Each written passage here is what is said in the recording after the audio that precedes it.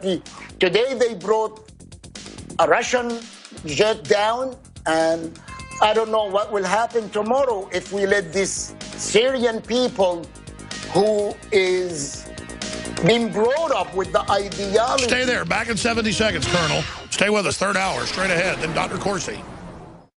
And we are back live, ladies and gentlemen. Final segment with Emad Salem, emadsalem.org. Barely got in here during the break out there printing off articles, going over breaking news we're going to be covering at the start of the next segment.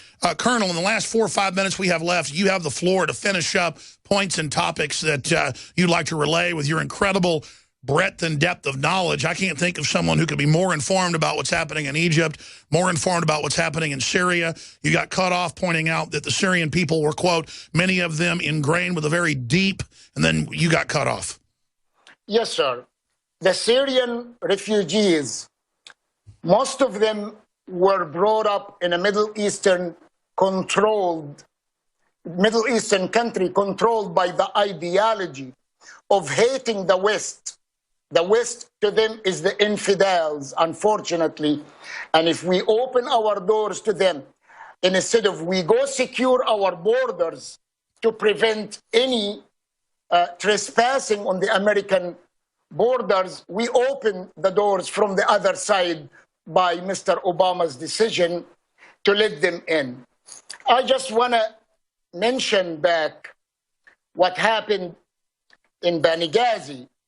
Benghazi started from Egypt because at that time, simultaneously when the Benghazi attack was going on, the blind sheikh's children, which is Dr. Abdullah, they were demonstrating and setting fire in the American embassy in Cairo.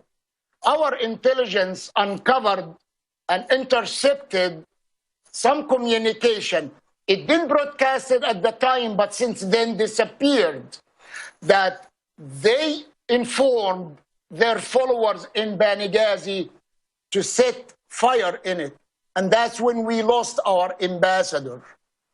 It started from Egypt, it ends up in Benghazi, and it was a deal of weapons to these people who we don't even not sure that these weapons one day, if we give it to them, it will be used against us.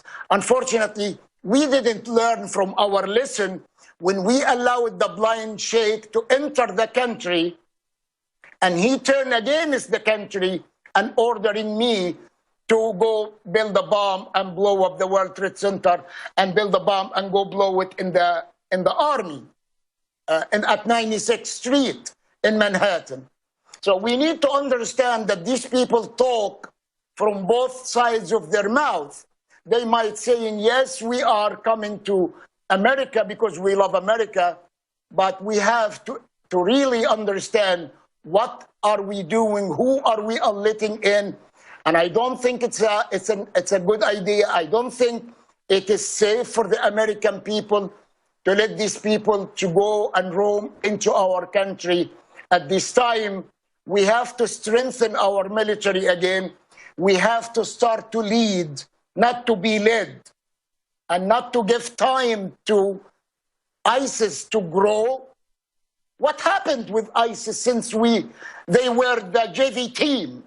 We gave them the time to grow. Now they are taking over Syria, they are taking over Iraq, they have been in Libya, they went back to Egypt, and they are bombing everywhere, Paris, Germany, and now we want to bring them in.